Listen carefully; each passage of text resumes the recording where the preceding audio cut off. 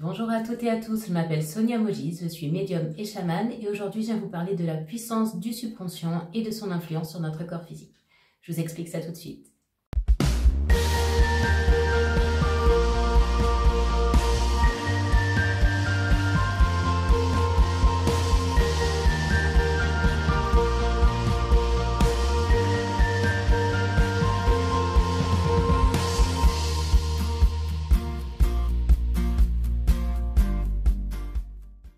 Alors avant de rentrer dans le vif du sujet, je voulais déjà remercier toutes les personnes qui se sont déjà abonnées à la chaîne. Au jour où j'enregistre, ça fait 5 jours que la chaîne a été lancée et vous êtes déjà 98 abonnés. Donc c'est génial, merci beaucoup. Continuez à liker, partager, commenter. Et pour ceux qui ne sont pas encore abonnés, n'hésitez pas à le faire. Et surtout à cliquer sur la petite clochette de notification toutes pour recevoir toutes les vidéos que je publie et les posts aussi, parce qu'il y a quelques posts aussi que je vais partager. Donc, n'hésitez pas et merci beaucoup pour tout ça. La deuxième chose que je voulais dire avant de commencer, c'est vous rappeler que ce que je dis n'engage que moi. C'est le fruit de mes expériences, de mes lectures, de ce que j'écoute, de tout l'accompagnement que j'ai pu faire au cours de mes 11 années de carrière, si je peux dire ça comme ça. De tout ce que j'ai pu comprendre aussi par les guidances qu'on m'envoie. Donc si ça résonne en vous, c'est génial. Si ça résonne pas, c'est génial aussi, il n'y a pas de souci là-dessus. Mais en tout cas, prenez ce qui fait écho chez vous. Alors, le subconscient. Vaste sujet. En gros, ce qu'il faut savoir, c'est que notre cerveau fonctionne 5 à 10% du temps avec le conscient. Alors lui, il est droit dans ses bottes, il sait où il veut aller, il sait ce qu'il y a à faire, il est lucide. Mais il est là que 5 à 10% du temps. Et 90 à 95% du temps qui reste, c'est le subconscient qui passe par l'inconscient. Et le subconscient, c'est un gros ordinateur avec des programmes automatisés. Alors c'est super pratique pour lasser ses chaussures, éplucher les carottes. Le problème, c'est qu'il y a beaucoup de programmes automatisés liés à des blessures. Alors des blessures qui vont être de cette incarnation, des choses que vous avez pu vivre dans votre passé actuel, de cette vie. Des blessures liées et des traumas liés à des mémoires karmiques, c'est-à-dire d'anciennes vies, et des blessures liées à des mémoires transgénérationnelles, c'est-à-dire des choses qu'ont vécu vos ancêtres. Et notre ordinateur, en fait, il a une grande banque de données où il va archiver tout ça, tout ce qu'on a vécu. C'est Big Brother, hein. Il va tout enregistrer sur tous les plans, le physique, le mental, l'émotionnel, voilà, même des détails au niveau corporel. Et il enregistre ça dans sa banque de données. Et en permanence, en fonction de ce qu'on vit, il va comparer la situation que l'on est en train de vivre avec la grande banque de données. Et s'il trouve quelque chose de similaire, en l'occurrence 2% de similarité, il se dit on est large, il y va et remet en route son programme automatisé. Alors pourquoi il fait ça, le subconscient? Il fait ça parce que c'est un ordinateur, il ne veut pas sortir de la zone de confort. Et la zone de confort porte très mal son nom puisqu'elle n'est pas du tout confortable. Il faudrait l'appeler la zone de connu. Mais là, il sait, il est rassuré. Il sait comment gérer ça. Même si la zone de confort est quelque chose de très négatif. Pour lui, en dehors, c'est la mort. Le subconscient, l'ego, c'est une drama queen. Tout est question de vie ou de mort. Pourquoi? Parce que dans d'autres vies, effectivement, ça a été le cas. Et Pépère, il n'a pas fait ses mises à jour. Donc, il considère qu'à partir du moment où vous n'êtes plus dans cette zone de connu, vous allez mourir. En réalité, ces zones de confort, donc je connais, même si je ne suis pas confortable en général, on est plutôt à l'étroit. Zone de chaos autour, dès qu'on sort de la zone de confort, c'est panique à bord, il se passe plein de trucs, on a peur parce qu'on ne connaît pas. Et autour, c'est une zone de joie, de paix, d'amour, de liberté où on est pleinement nous-mêmes. Mais pour accéder à cette zone-là, il faut passer la zone de chaos. Et c'est là que notre subconscient va amener des problématiques, notamment sur le corps physique. Je parlerai du reste dans d'autres vidéos, parce que sinon ça va être beaucoup trop long. Alors, rien de mieux que des exemples concrets pour expliquer un petit peu comment ça fonctionne. En fait, déjà, ce qu'il faut savoir, c'est que notre subconscient, notre ego, il fait pas ça par plaisir, il fait ça pour nous protéger. Il essaie de nous empêcher d'être dans la souffrance, donc il reste dans quelque chose de connu, même si c'est désagréable. Alors, je vais partir de mon propre exemple, puisque je me connais bien, que c'est plus simple. Vous le savez, peut-être pour ceux qui me connaissent, moi je suis plutôt ermite dans la grotte, donc s'exposer sur YouTube, c'est quelque chose qui n'est pas du tout, mais alors pas du tout naturel pour moi, et là vraiment, je sors de ma zone de confort. Forcément, mon ego, mon subconscient, suite à ça, est en PLS. Il est au bout de sa vie, c'est au secours, on va tous mourir. Alors, Du coup, qu'est-ce qu'il fait pour me le faire comprendre? Alors déjà, il m'envoie des peurs, des émotions, des choses comme ça.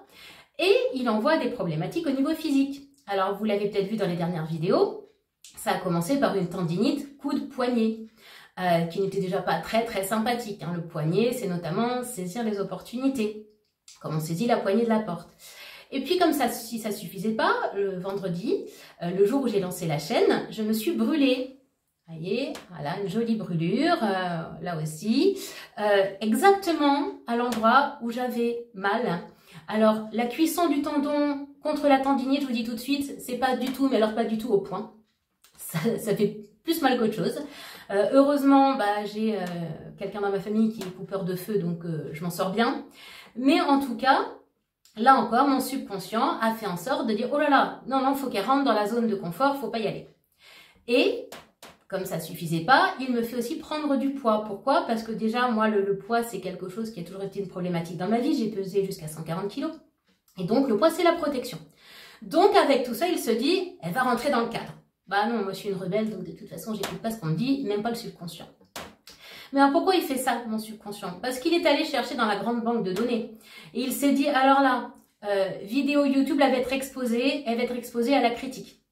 Du coup, il a trouvé dans la banque de données que, effectivement, quand j'étais enfant, ado et jeune adulte, j'ai eu beaucoup de critiques. Hein. On me traitait de grosses vaches, de grosses mémères, voire de grosses horreurs. On me disait que j'étais moche, que j'étais nulle, j'étais moins que rien, ou moins qu'une Et là, qu'est-ce qu'il fait mon subconscient? Il s'est dit, oh là là, on va lui rappeler ça. Donc, ça fait quelques jours que je me sens moins qu'une Alors, j'ai bien conscience que ça n'est pas la réalité, parce que j'ai un conscient qui est bien musclé maintenant.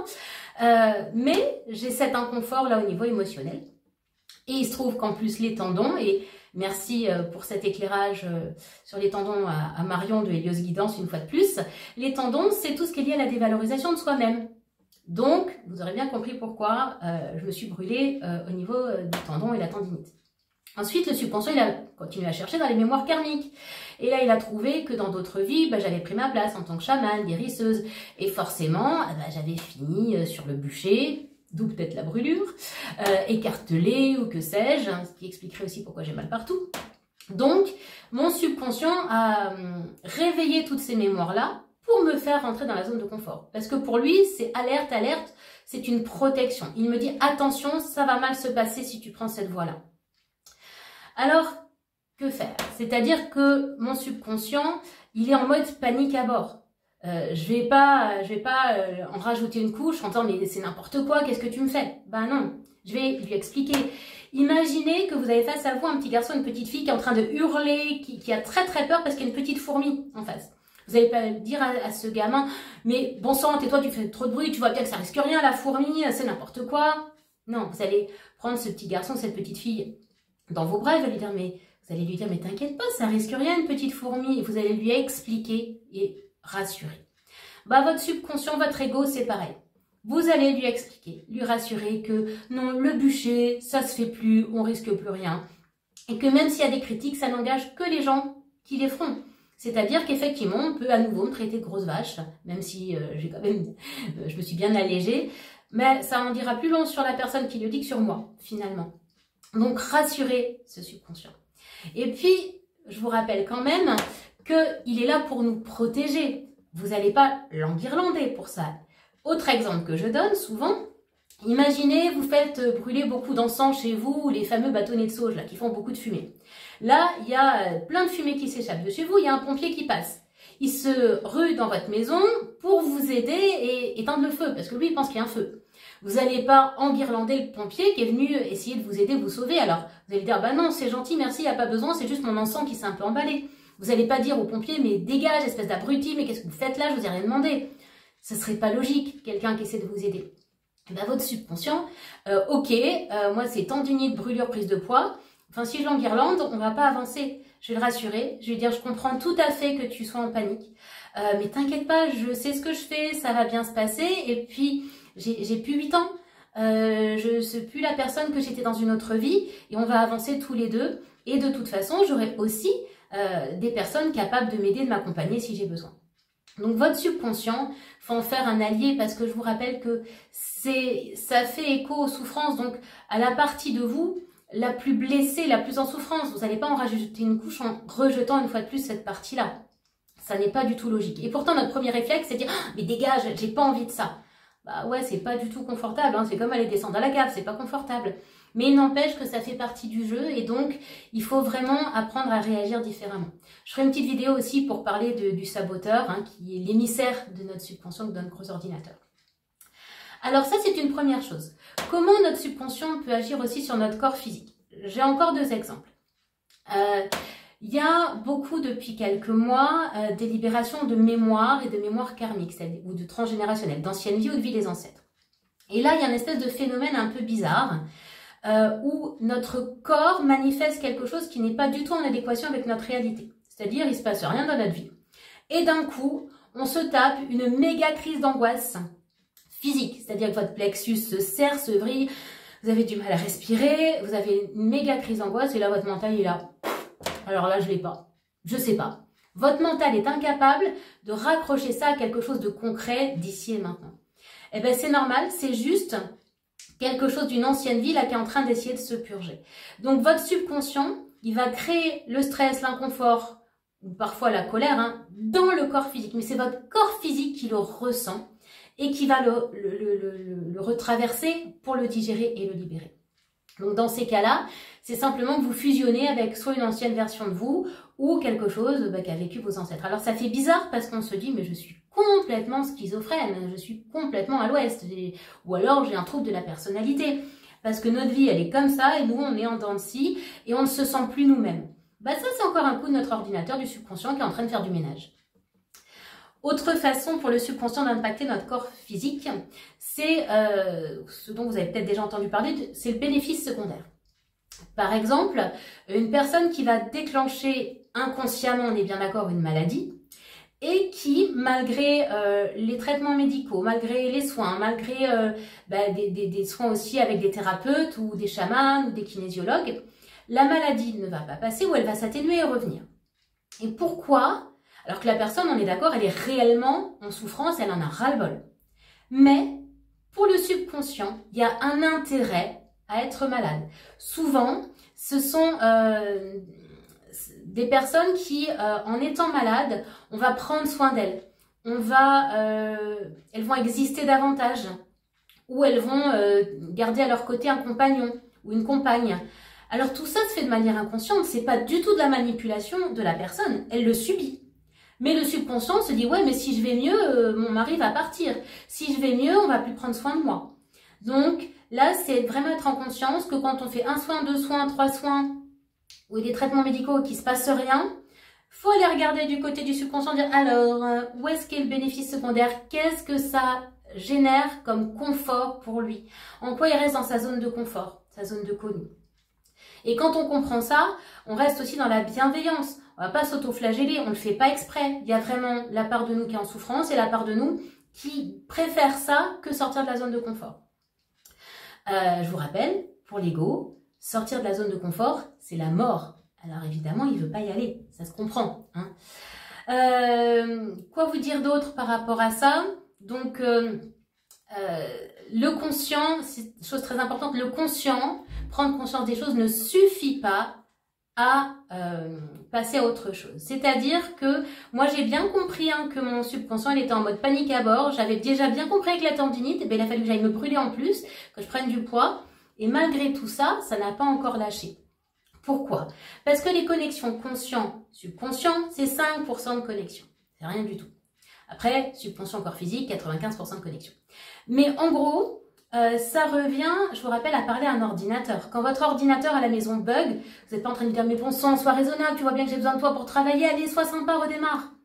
Alors si ça marche, installez-vous en tant que technicien informatique parce que je vous assure, ça va marcher. Mais en général, ça ne fonctionne pas. Pourquoi? Parce que l'ordinateur, il faut lui parler dans son langage. Et votre subconscient ne parle pas le même langage que le subconscient. Alors, il y a des techniques qu'on va utiliser pour le subconscient, les bonhommes allumettes, qui vont commencer à semer des graines. Et ce qu'il faut savoir, c'est qu'en général, il faut passer par le corps physique. Alors, quand je dis le corps physique, les soins à distance, ça marche aussi, c'est du physique énergétique. En tout cas, il faut parler au subconscient dans son langage. Ça veut dire que ce n'est pas qu'une question de volonté. Il y a souvent des gens qui me disent « Oui, mais je fais tout pour me libérer de ça. » Oui, le conscient fait tout. Il est là 5 à 10% du temps, il peut être très musclé, ça suffit pas. Il faut aller travailler ça sur d'autres plans et notamment sur le plan de la mémoire cellulaire. Sinon, c'est comme dans votre jardin, si vous laissez l'herbe pousser, vous coupez l'herbe sans arracher la racine. Bah, à un moment ou à un autre, ça va repousser. Donc ça se joue sur d'autres plans. Donc on arrête l'autoflagellation. On arrête aussi de culpabiliser les autres en disant oui, voilà, il n'est pas de la bonne volonté. La personne peut mettre énormément de bonne volonté, mais que ça ne suffise pas. D'où l'intérêt dans ce genre de choses de se faire accompagner. C'est ce que j'ai fait, hein, moi d'ailleurs. Hein, je vois quelqu'un qui m'aide. Hein, donc merci Marion pour ton éclairage. Et puis, j'utilise aussi mes outils. Là, j'ai utilisé hier soir le voyage chamanique du Phénix. Donc, petite parenthèse, c'est un voyage chamanique version audio avec un accompagnement musical, donc avec la puissance du chamanisme et de la mémoire cellulaire, mais qui reste en douceur.